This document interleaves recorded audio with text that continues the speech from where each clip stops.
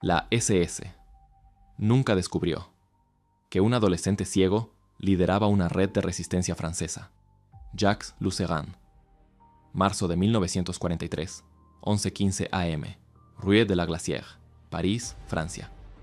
El Sturmbannführer Otto Brandt revisaba la lista de miembros capturados de Défense de la France, una de las redes de resistencia más efectivas de París ocupado.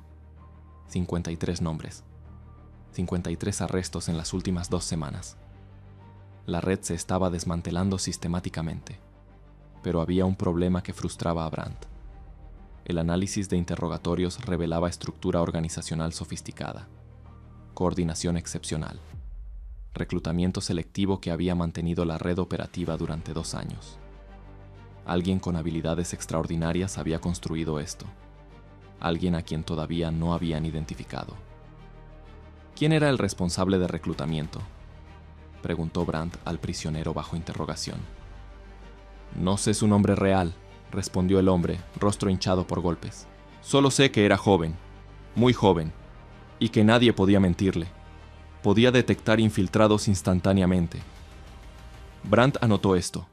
Reclutador joven con instinto excepcional para detectar engaños. Era una pista valiosa. Lo que Brandt no sabía, lo que no descubriría hasta después de la guerra cuando leyó memorias publicadas, era que el joven reclutador que había construido red de resistencia tan efectiva que requirió meses desmantelar, era Jacques Lusegan, de 18 años. Y la razón por la cual podía detectar mentiras con precisión imposible era simple. Era completamente ciego y había aprendido a ver a personas a través de voces, presencia, energía que emanaba. Los nazis buscaban sospechosos con vista excepcional. Nunca consideraron que podría ser alguien sin vista alguna. Esta es la historia de cómo un adolescente ciego se convirtió en pilar de la resistencia francesa, cómo la oscuridad física le dio claridad moral que otros no poseían, y cómo la discapacidad considerada debilidad se transformó en ventaja táctica contra ocupación nazi. La ceguera. Jacques Lusegan nació el 19 de septiembre de 1924 en París.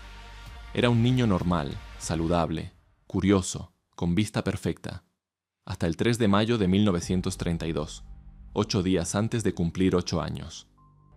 Ese día, durante el recreo en la escuela, Jacques corrió hacia su aula. Otro estudiante, corriendo en dirección opuesta, chocó contra él. Jacques cayó hacia adelante, rostro golpeando directamente contra esquina de escritorio del maestro. El impacto fue preciso y devastador. El borde afilado del escritorio penetró su ojo derecho, destruyendo instantáneamente. El trauma fue tan severo que causó infección que rápidamente se esparció al ojo izquierdo. Los doctores intentaron salvar el ojo izquierdo con cirugías múltiples, pero la infección era implacable. 3 semanas después del accidente, Jacques Lusegan estaba completamente ciego. A los 8 años, su mundo visual, desapareció permanentemente. Para la mayoría de niños, esta sería una tragedia que definiría la vida entera en términos de pérdida. Para Jacques, fue una transformación que reveló capacidades que nunca hubiera descubierto con vista. Años después, en su autobiografía And There Was Light, y hubo luz, Jacques describió los días inmediatos después de perder la vista. Lo primero que descubrí fue que perder la vista no significaba estar en oscuridad. La oscuridad que la gente imagina cuando cierra los ojos no es lo que experimentan los ciegos. Hay luz diferente, luz interior. Cuando dejé de buscar luz con mis ojos, la encontré dentro de mí. Jacques desarrolló lo que describió como visión interna. No en sentido místico, sino en sentido profundamente práctico. Su cerebro, privado de información visual, amplifica dramáticamente sus otros sentidos. Podía escuchar matices en voces que revelaban emociones ocultas. Podía sentir presencia de personas en 1900 habitaciones, sus movimientos, sus estados emocionales, con precisión que asombraba a quienes lo conocían. Más importante, Jacques descubrió que podía ver verdad en maneras que personas con vista no podían. Cuando alguien mentía, notaba microscópicos cambios en tono vocal, respiración, presencia física que eran invisibles para ojos, pero obvios para sus sentidos afinados. Esta habilidad, desarrollada durante años de adolescencia, se volvería su contribución más valiosa a la resistencia francesa. La educación de un ciego. Los padres de Jacques, devastados inicialmente por su ceguera, tomaron una decisión crucial. No lo tratarán como inválido. Lo inscribieron en École Normale, escuela regular, no en institución para ciegos. Exigieron que mantuviera estándares académicos iguales a estudiantes con vista. Era crueldad aparente que resultó ser un regalo extraordinario. Jacques fue forzado a desarrollar estrategias de adaptación, a competir con estudiantes videntes, a demostrar que la ceguera no significaba incapacidad. Aprendió braille rápidamente, leyendo con velocidad que eventualmente excedería la velocidad de lectura de muchos estudiantes videntes. Memorizaba lecciones completas después de escucharlas una vez. Desarrollaba mapas mentales tridimensionales de espacios físicos que le permitían navegar sin asistencia. Pero su mayor don era social. Jacques tenía carisma magnético que atraía a otros estudiantes. Formaba amistades profundas basadas en conexión emocional auténtica más que en apariencias superficiales. Cuando tenía 15 años, era líder natural en su escuela, respetado tanto por maestros como por compañeros. Esta habilidad de liderazgo se manifestó dramáticamente cuando tenía 16 años y formó grupo de estudio informal que se convirtió en círculo de discusión sobre literatura, filosofía, política. 15 estudiantes se reunían semanalmente en el apartamento de Jacques, debatiendo ideas, compartiendo libros, desarrollando cosmovisión intelectual. Era un entrenamiento perfecto, aunque inconsciente, para lo que vendría. El 14 de junio de 1940, tropas alemanas marcharon por los Campos Elíseos. París cayó sin resistencia militar significativa. La ocupación comenzó. Jacques tenía 15 años. Escuchaba noticias en radio con horror creciente. Escuchaba conversaciones de adultos derrotados, resignados. Y decidió, con claridad moral de adolescente que no ha aprendido todavía cinismo, que la ocupación era inaceptable y debía ser resistida. No podía ver a los soldados alemanes, escribió después, pero podía sentir su presencia en las calles de París. Cambiaban el aire mismo. París olía diferente, sonaba diferente. Era como si la ciudad entera estuviera respirando. La formación de la resistencia. En otoño de 1940, Jacques y su círculo de amigos discutían qué hacer. La mayoría de franceses aceptaban la ocupación pasivamente. El gobierno de Vichy colaboró activamente. La resistencia organizada apenas existía. «Necesitamos hacer algo», dijo Jacques durante una reunión en noviembre de 1940. «No podemos simplemente aceptar esto». «¿Qué podemos hacer?», preguntó uno de sus amigos, Philippe. «Somos estudiantes, somos niños». «Podemos resistir», respondió Jacques simplemente. «Podemos negarnos a colaborar. Podemos ayudar a personas perseguidas. Podemos esparcir verdad en lugar de propaganda nazi». Era ingenuidad adolescente. También era exactamente el tipo de ingenuidad que construye movimientos de resistencia. En diciembre de 1940, el grupo se formalizó. Se llamaron Volontaires de la Liberté, Voluntarios de la Libertad. Eran 8 miembros inicialmente, todos estudiantes de entre 16 y 18 años.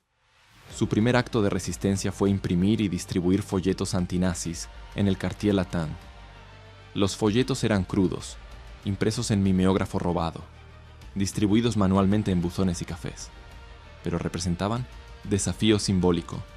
París no aceptaría ocupación silenciosamente. En primavera de 1941, Volontaires de la Liberté fue contactado por grupo más grande, Défense de la France, Defensa de Francia, red de resistencia formada por estudiantes universitarios y profesores. Défense de la France publicaba periódico clandestino del mismo nombre, distribuido en todo París ocupado. El líder de Défense de la France, Philippe Vianney, de 24 años, quedó impresionado por el grupo de Jacques, especialmente impresionado por Jacques mismo. «Necesitamos personas que puedan reclutar», dijo Vianney, «que puedan identificar quién es confiable y quién podría ser infiltrado nazi. Es nuestra vulnerabilidad mayor. Un infiltrado puede destruir toda la red». «Jacques puede hacerlo», dijo Philippe, el amigo de Jacques, sin hesitación. Vianney miró a Jacques, notando por primera vez su ceguera. ¿Cómo? Puedo escuchar, respondió Jacques simplemente. Puedo sentir. Cuando alguien miente, lo sé. Vianney era escéptico pero desesperado. La red estaba creciendo rápidamente. Necesitaban reclutador efectivo. Decidió darle oportunidad a Jacques. Fue una decisión que salvaría la red múltiples veces. El reclutador. El trabajo de Jacques era entrevistar potenciales reclutas, evaluar si eran genuinos o infiltrados nazis. Era una responsabilidad extraordinaria para adolescente de 17 años. Pero Jacques la ejecutaba con habilidad que rayaba en sobrenatural. Su método era conversacional. Invitaba a potenciales reclutas a café. Charlaba casualmente sobre política, literatura, vida bajo ocupación. Durante la conversación, Jacques leía a la persona con todos sus sentidos excepto vista. Escuchaba microfluctuaciones en voz. Tensión vocal indicaba estrés de mentir. El ritmo de respiración revelaba ansiedad. Pausas antes de responder sugerían cálculo consciente en lugar de honestidad espontánea. Sentía presencia física. Jacques describe esto como luz o sombra que personas emanaba. No era literal, sino metafórico. Personas genuinas emanaba luz, presencia cálida, coherencia entre palabras y sentimientos. Infiltrados emanaba sombra, discordancia entre lo que decían y lo que sentían. Años después, en su autobiografía, Jacques explicó: las personas videntes confían demasiado en apariencias. Alguien puede parecer honesto, actuar honestamente, pero sentir deshonestidad. Esa discordancia es invisible para ojos, pero obvia para otros sentidos. Mi ceguera me forzó a desarrollar esos otros sentidos. No tenía opción excepto confiar en ellos. Los resultados fueron notables. Durante 2 años, de 1941 a 1943, Jacques entrevistó aproximadamente 200 potenciales reclutas. Aceptó 150, rechazó 50. De los 50 rechazados, investigación posterior de Resistencia reveló que al menos 15 eran infiltrados nazis o colaboradores intentando penetrar la red. Jacques los había identificado con casi perfecta precisión. De los 150 aceptados, ninguno resultó ser traidor. 0. Tasa de error. 0. Era una estadística imposible lograda por adolescente ciego que simplemente escuchaba más cuidadosamente que cualquier otra persona. Las operaciones de Défense de la France. Para 1942, Défense de la France era una de las redes de resistencia más efectivas en París. Publicaban periódico clandestino con tirada de 100.000 copias mensuales. Proporcionaban documentos falsos a judíos perseguidos. Escondían pilotos aliados derribados. Coordinaban el sabotaje menor de infraestructura alemana. Jacques, ahora de 18 años, era responsable no solo de reclutamiento, sino también de organización de células de resistencia. Estructuraba la red en compartimentos. Cada célula conocía solo a miembros inmediatos, no a red completa. Si una célula era capturada, no podía traicionar a otras. Era principio de seguridad operacional que Jacques implementa con disciplina obsesiva. Insistía en nombres código, reuniones en ubicaciones rotativas, nunca más de 3 personas reuniéndose simultáneamente en mismo lugar. Los nazis son eficientes, decía Jacques. Nuestra única ventaja es ser más cuidadosos que ellos son eficientes. Pero eficiencia nazi eventualmente alcanzaría a la red. En invierno de 1942-1943, Gestapo intensificó esfuerzos contra Défense de la France. Habían capturado copias del periódico, rastreaban distribución, identificaban patrones. Sabían que la red operaba principalmente entre estudiantes en Quartier Latin. Comenzaron los arrestos. Un miembro capturado revelaba nombres bajo tortura. Esos nombres llevaban a más arrestos. La red comenzaba a desmantelarse. Jacques, con su red de contactos, detectaba el peligro antes que otros. Necesitamos evacuar, argumentaba en reuniones de liderazgo. La presión está aumentando, están acercándose. Pero había debate. Evacuar significaba detener la publicación del periódico temporalmente. Significaba interrumpir operaciones que salvan vidas. ¿Valía la pena sacrificar efectividad por seguridad? La red decidió continuar operando, aumentando precauciones pero sin evacuar. Fue una decisión fatal. La captura 20 de julio de 1943, 6:47 am. Jacques dormía en el apartamento de sus padres en Rue de la Glacière cuando la puerta fue derribada. Agentes de Gestapo entraron, arrestaron a Jacques y sus padres. Jacques Lusegan, anunció el oficial líder, está arrestado por actividades contra el Reich alemán. Jacques, desorientado por despertar abrupto, preguntó: ¿de qué me acusan? Pertenecía a la organización terrorista Défense de la France, distribución de propaganda ilegal, asistencia a enemigos del Reich. Llevaron a Jacques a la prisión de Fresnes, instalación donde Gestapo interroga a prisioneros políticos. Sus padres fueron liberados después de una breve interrogación. Ellos no sabían sobre actividades de resistencia de su hijo. En Fresnes, Jacques fue colocado en celda individual. Era un espacio de aproximadamente 2 metros por 3 metros, sin ventanas, con cama de metal y cubeta. Para personas con vista, era oscuridad claustrofóbica. Para Jacques, quien vivía permanentemente en oscuridad, era paradójicamente menos desorientador que para otros prisioneros. Podía navegar mi celda con facilidad, escribió después. Memorizaba cada centímetro en minutos. Otros prisioneros tropezaban en la oscuridad nocturna. Para mí, noche y día eran idénticos. El interrogatorio comenzó al día siguiente. El Sturmbannführer Brandt personalmente interroga a Jacques, curioso sobre este joven ciego arrestado en conexión con una red de resistencia sofisticada. ¿Cuál era tu papel en Défense de la France?, preguntó Brandt. No sé de qué habla, respondió Jacques. Te encontrarás con materiales de la organización. Eso es falso. De hecho, era falso. Jacques había sido extremadamente cuidadoso sobre nunca mantener materiales incriminatorios. Brandt estudió a Jacques, observó su ceguera obvia. ¿Qué puede hacer un ciego en la red de resistencia? Nada, respondió Jacques. Por eso debe haber error. Era una actuación convincente. Jacques usaba su ceguera como escudo, permitiendo que Brandt asumiera que discapacidad significaba incapacidad. Pero Brandt no era tonto. Otros prisioneros te han mencionado. Dicen que eres un reclutador importante, que evaluabas nuevos miembros. Imposible. Soy ciego. ¿Cómo podría evaluar a nadie? Brandt no tenía respuesta a eso.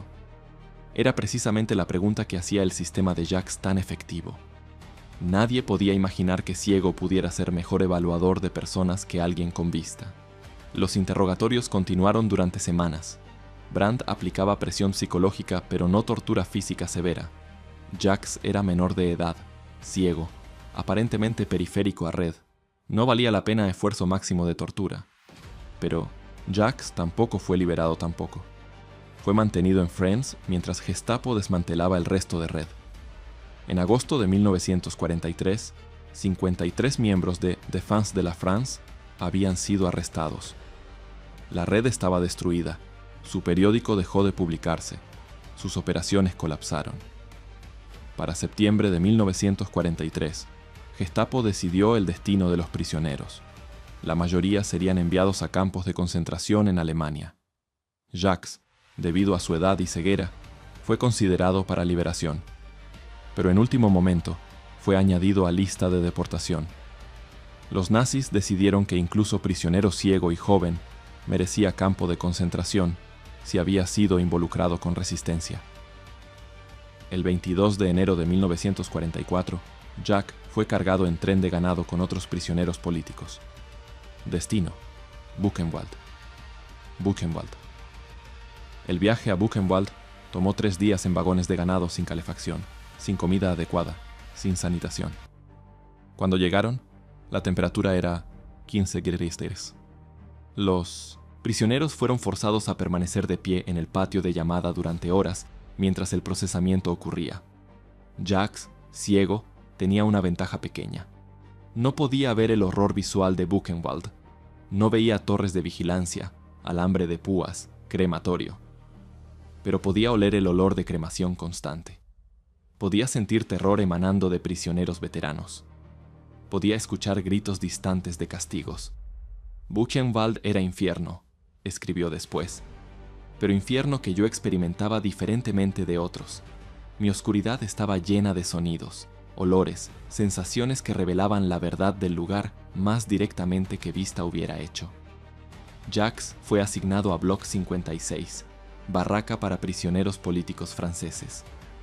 Aquí, su ceguera se volvió tanto ventaja como desventaja mortal. Desventaja. Trabajo forzado era casi imposible. Los prisioneros eran asignados a trabajos como construcción, minería, tareas que requerían vista. Jacques no podía realizar estos trabajos eficientemente, haciéndolo vulnerable a la selección para ejecución. Los nazis eliminaron rutinariamente prisioneros improductivos. Ventaja. Otros prisioneros franceses lo protegían. Formaron red de apoyo, compartiendo comida cuando Jacques no podía obtener la suya, guiándose, asignándole tareas donde la ceguera no era impedimento fatal. Maurice Vanino, prisionero político francés quien se volvió amigo cercano de Jacques, después describió: Jacques era único en Buchenwald. Su ceguera debería haberlo condenado, pero había algo en él, carisma, presencia, que hacía que otros quisieran protegerlo. No era lástima, era respeto. Emanaba dignidad incluso en condiciones diseñadas para destruir dignidad. Jacques sobrevivió a Buchenwald desarrollando un papel único. Se volvió confidente, consejero emocional para otros prisioneros. Hombres que no podían compartir su desesperación con nadie más hablaban con Jacques.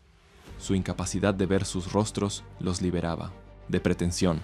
Podrían ser vulnerables con el ciego de maneras que no podían con otros. Me convertí en confesor no oficial, escribió Jacques. Los hombres me contaban sus miedos, sus arrepentimientos, sus esperanzas. Mi ceguera creaba intimidad.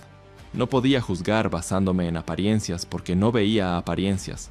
Solo podía juzgar basándome en la esencia de la persona, y esa esencia, libre de juicio visual, se revelaba más honestamente. Esta red de conexiones emocionales salvó a Jacques repetidamente. Cuando estaba demasiado débil para trabajar, otros prisioneros lo cubrían. Cuando estaba enfermo, compartían medicinas preciosas. Cuando selecciones para cámara de gas ocurrían, otros prisioneros lo escondían o sobornaron a capos para excluir su nombre. Jacques sobrevivió Buchenwald, no porque fuera más fuerte físicamente, sino porque construyó red de humanidad en lugar diseñado para destruir humanidad. La liberación. El 11 de abril de 1945, tanques americanos llegaron a Buchenwald. Los guardias SS habían huido días antes.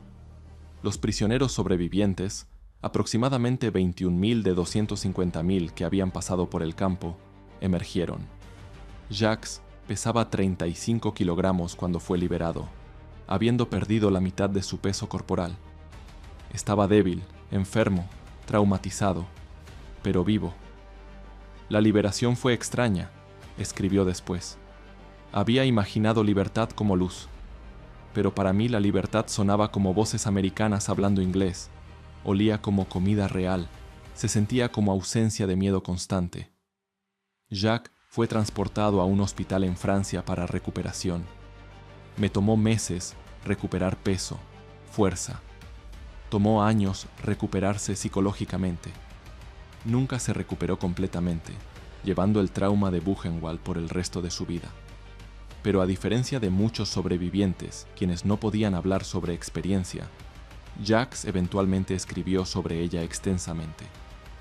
Su autobiografía, And There Was Light, publicada en 1953, es considerada uno de los testimonios más profundos sobre vida bajo ocupación y en campos de concentración. Después de la guerra. Después de la recuperación, Jacques completó la educación universitaria, eventualmente obteniendo un doctorado en literatura francesa. Enseñó en universidades en Francia y Estados Unidos. Se casó, tuvo familia, vivió una vida que superficialmente parecía ordinaria. Pero nunca fue ordinario. Su experiencia de ceguera, resistencia, Buchenwald lo había transformado en algo único. Testigo cuyas percepciones trascenden limitaciones de vista. En sus escritos y conferencias, Jacques argumentaba que su ceguera no era discapacidad, sino diferente manera de percibir la realidad. Las personas videntes, escribía, confían tanto en los ojos que olvidan usar sus otros sentidos. Olvidan escuchar verdad en voces, sentir honestidad en presencia, percibir la esencia de personas más allá de apariencias superficiales. Este argumento resonaba, particularmente cuando discutía su trabajo en resistencia. Los nazis, explicaba, eran maestros de apariencias. Uniformes perfectos, marchas sincronizadas, propaganda visual diseñada para intimidar y engañar. Pero yo no podía ver sus apariencias. Solo podía sentir su esencia. Y su esencia era vacío moral, violencia, odio. Eso no se puede disfrazar en maneras que mis sentidos detectan. Jacques murió el 27 de julio de 1971 en accidente automovilístico a los 46 años. Fue una pérdida trágica de voz única en testimonio de guerra y resistencia. El legado. La historia de Jacques Lusegan desafía asunciones sobre discapacidad, capacidad, heroísmo. En narrativa convencional, la ceguera es una tragedia a superar. En la historia de Jacques, la ceguera fue herramienta, ventaja, fuente de percepción única que salvó vidas. Los números confirman esto. Durante 2 años reclutando para Défense de la France, Jacques nunca aceptó infiltrado nazi. Tasa de error, 0. Esto no era suerte. Era habilidad desarrollada a través de ceguera que lo forzaba a percibir verdad de maneras que vista hubiera oscurecido. Su historia también revela verdad incómoda sobre la resistencia. Frecuentemente dependía de personas que la sociedad consideraba débiles o marginales. Jacques, ciego y adolescente. Las hermanas Podgorska, de 16 y 7 años. Corrie ten Boom, mujer soltera de mediana edad. Los nazis buscaban enemigos que correspondían a imagen de fuerza. Militares, hombres adultos, personas capaces por estándares convencionales. Nunca buscaban adolescente ciego, ni a una pequeña relojera de mediana edad. Y en esa subestimación, perdían. Epílogo. Lo que la oscuridad revela. En una conferencia en 1969, 2 años antes de su muerte, Jacques fue preguntado: si pudieras tener vista de vuelta, ¿la querrías? Su respuesta sorprendió a la audiencia. No sé. Mi ceguera me enseñó a ver cosas que personas invidentes no pueden ver. Me enseñó a percibir la verdad, a sentir la esencia de las personas, a experimentar la realidad sin distracción de apariencias. ¿Perdí algo cuando perdí vista? Sí. ¿Gané algo también? Absolutamente.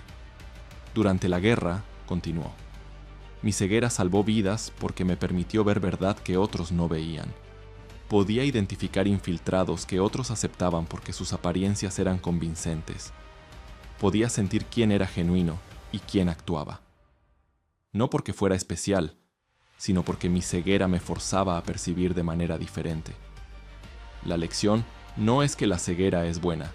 La lección es que lo que la sociedad considera discapacidad frecuentemente revela capacidades que nunca desarrollaremos de otra manera. Mi ceguera me discapacitó en muchas maneras. También me dio percepciones que salvaron vidas. Hizo pausa.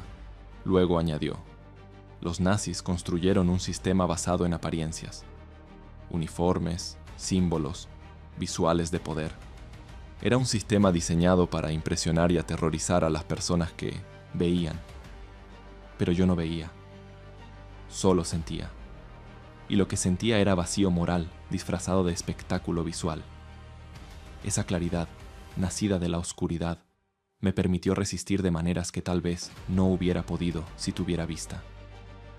La última palabra pertenece a Philippe Vianney, líder de Défense de la France, quien sobrevivió guerra, escribiendo en 1970 sobre Jacques.